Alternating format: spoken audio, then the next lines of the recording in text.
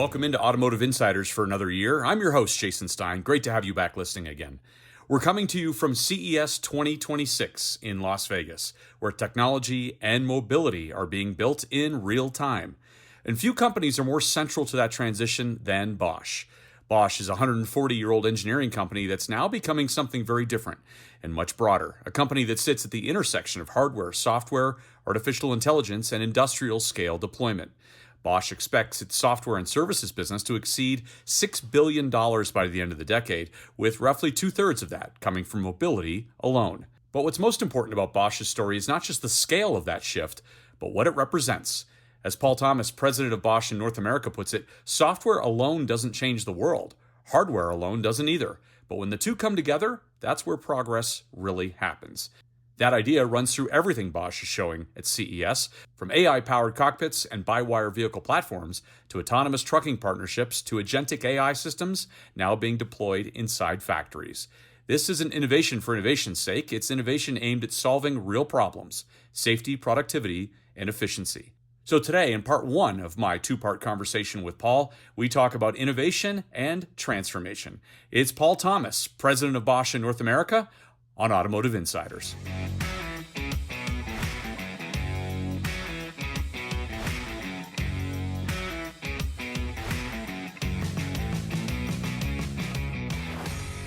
Well, we're at CES in Las Vegas, 2026, the place where technology really stops being theoretical and starts to become real. And what a pleasure to sit with you, Paul.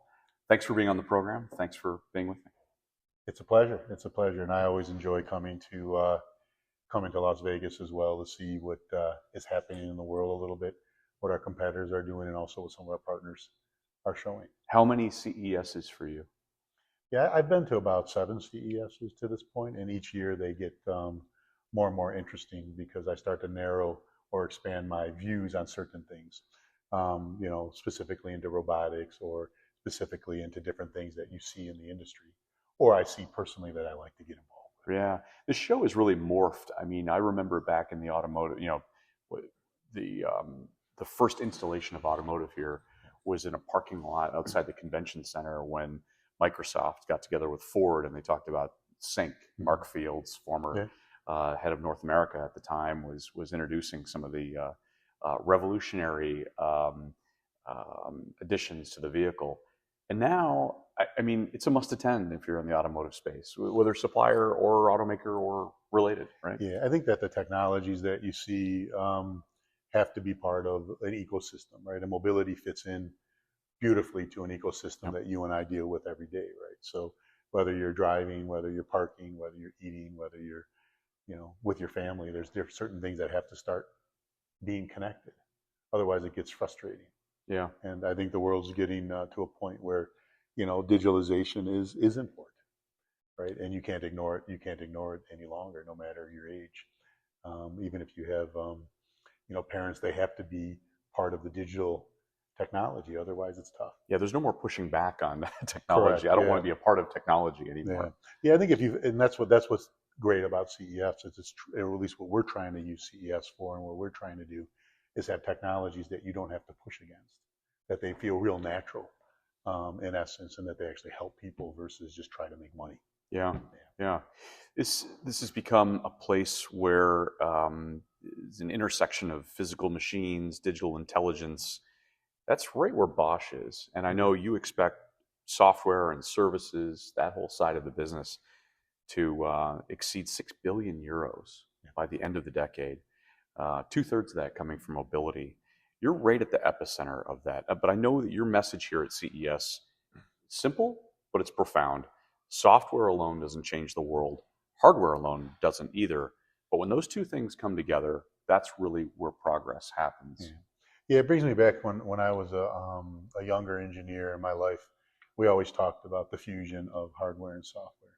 And it was always one of these things where it was a great thing to have. But there was never the software nor the relationships amongst all of the different partners to make it work. One person wanted to protect his hardware, one person wanted to protect his software. So you had very elegant solutions either on the software side or the hardware side, but never could you find a solution that they could deliver together. And I think now with the the ability to develop software faster with AI, the ability to have hardware that's now robust, cost effective, and um,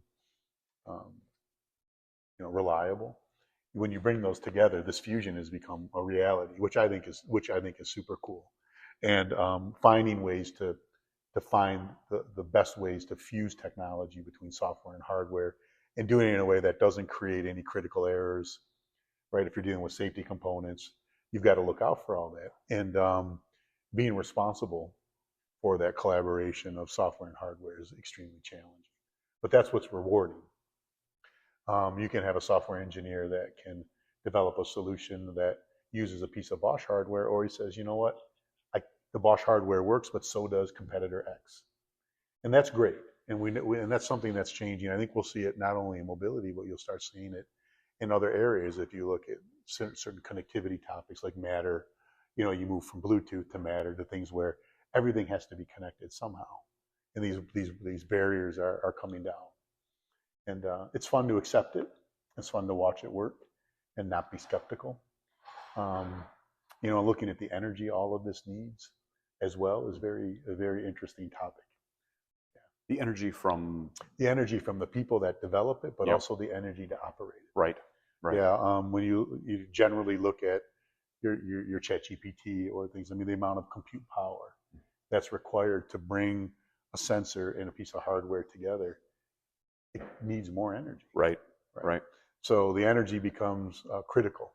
And you start looking at things like silicon carbide, or you start looking at things that, how do we reduce the energy in a house or a vehicle so that we can add all of these features without driving energy usage up. Is that where the biggest leap is going to take place over the course of the next 5 to 10 years? Yeah, I mean, this isn't market research based, but I think that energy will become extremely more relevant here going forward the next 5 to 6 years, just because all of the data people are processing, you need to be able to power. Right.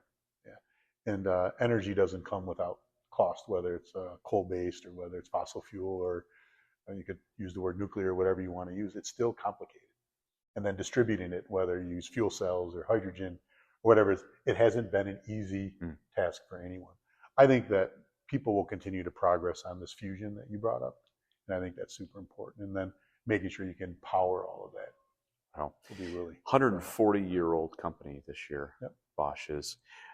It's now positioning itself as a leader in AI, in software, digital services. It's no longer just an engineering company. It's no longer just a parts supplier. Some sort of former notions through those 14 decades. Yeah. How do you describe what Bosch is becoming in plain language? Yeah, so I've been with them for 30 years, which has been, I've seen the start of our software business. I've seen the creation of our hardware business and making it more profound. I think that the company, we have a strong history, right, in invented for life.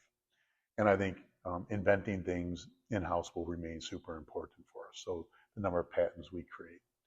What's going to become more relevant for us and much more important is how we bring that technology to the market now. And I think we've had some epiphany moments in our companies, past about certain technologies that have found their way to the market where we've been market leaders and we've been able to retain those positions. Those are harder to find now. And I think the company is going through a great revolution of saying, how can we now take our great hardware expertise, billions and billions of products manufactured to super high tolerances, how can we now translate that into using that advantage along with the software skill sets that we have? I mean, we have over 400,000 people that work for the company globally. So we've got a lot of smart people working on a lot of good things. And you saw today on the manufacturing side, I don't think there's many companies positioned as well as us that have made as many parts as we have had and have been challenged with the industrialization of clean rooms, been challenged with the industrialization of high tolerance welding, semiconductor production, everything we do that can feed into a very robust manufacturing process, which can make us more efficient and make sure we're around for another 150 years. Yeah. Is it primarily an industrial company, a technology company, or something entirely new? I think it's hard to put a definition on our company right now. I think that we want to be a successful company that serves all the different areas we work in. So we're in industrial technology, we're in home Mhm. appliances, we're in consumer goods, we're in power tools. We're heating, cooling, we're in building security and technology. I think we are a very strong multi-net that wants to bring all that together. Yeah. I think we love our industrialization. Yep. Yeah. And if someone asks us to make parts for them or develop something, we can do that. But we also realize that our responsibility to be able to manage that hardware is becoming more and more relevant. When you think about Bosch from the engineering company perspective, and even a technology platform company, the next iteration of it may not look anything like it does today, thanks to agentive AI, thanks to many of the things that you've talked about here at CES. What could it morph into? I mean, the platform's out there, right? And you can move in whatever direction you want across it. I think the company will always be, based upon the values of our founder, right? So, Yep. Would rather lose money than trust, invent things that are better for people. So we'll never vary from those directives, which I think are super important for us. We also, as you know, don't have, we're not a company that has to manage to the stock market. So we don't make short-term swings, or we don't make changes that affect our people dramatically. We do have challenges, right? We do have to manage what the market's offering to us. The market's a super big challenge right now, as you know. I mean, volumes in the automotive industry are plateauing, right? You see challenges in the power tool market. You see challenges in home appliances everywhere right now. So I think the company won't morph into anything different than we are now. We'll just be better at what we do. And we have to do it with better tools, better software, get to the market faster than our competition, but do it in a way that might not be the same as we've done it. And our leaders, myself included, are all working towards things along those ways to make sure that we don't have to reduce workforce dramatically to meet our financial targets, but also continue delivering the products. And that's the balance. So will the company morph? I think we have to change the way we go to the market, but we won't change the way that our beliefs on how to do that. Right. CES, you're showing an AI-based cockpit. It understands language, visuals, context, almost like a co-pilot. It was kind of described that way as a co-pilot. When do you think drivers will experience this in everyday vehicles? And I guess what problem does it solve first? Is it safety, convenience, or connection?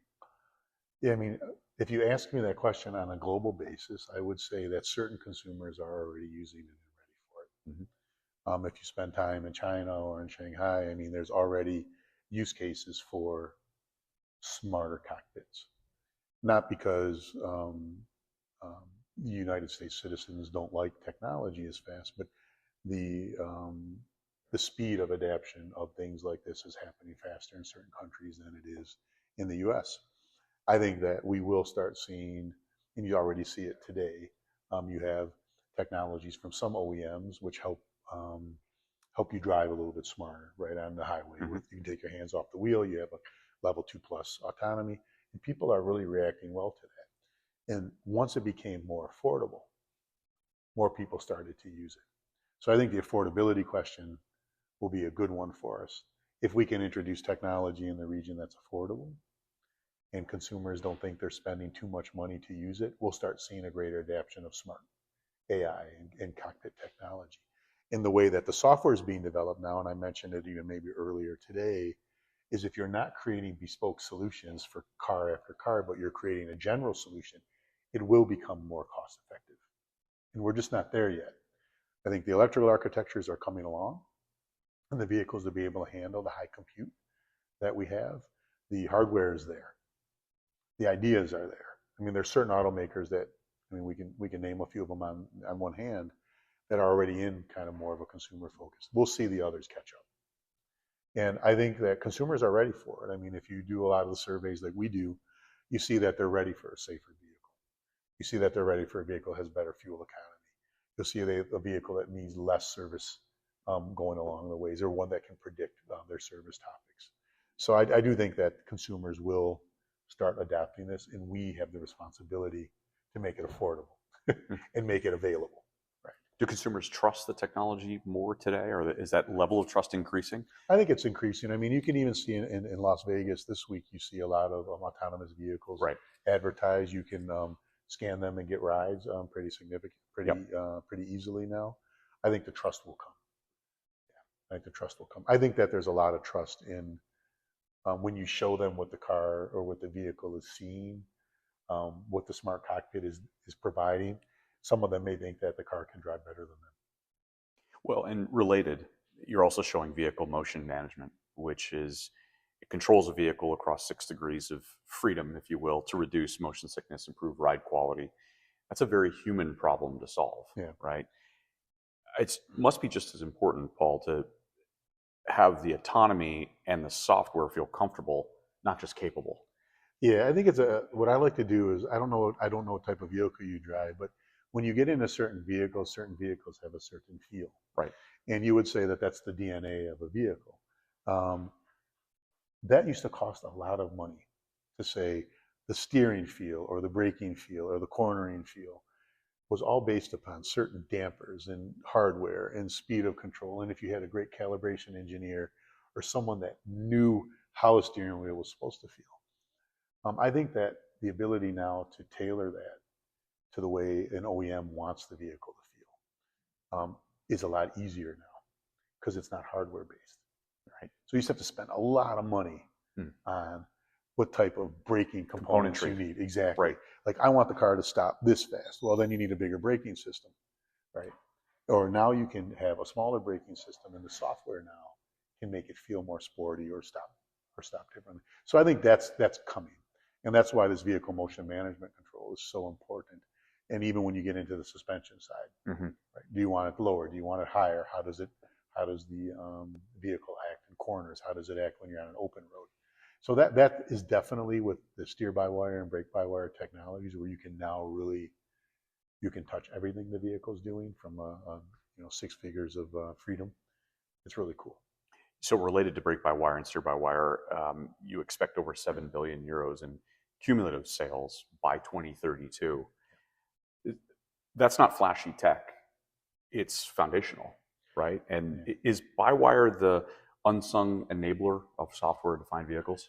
I think that it opens up other possibilities, right? So you can still have a beautiful software-defined vehicle without steer-by-wire and brake-by-wire. What it offers you then is flexibility, right? So you don't have a lot of the hardware that you can eliminate, especially on the steering side. On the braking side, there's redundancy and other topics you can have.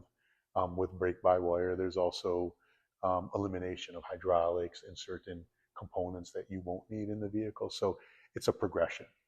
I mean, we're seeing a lot of customers make the move, but there's also challenges related to how reliable it can be in load situations, right?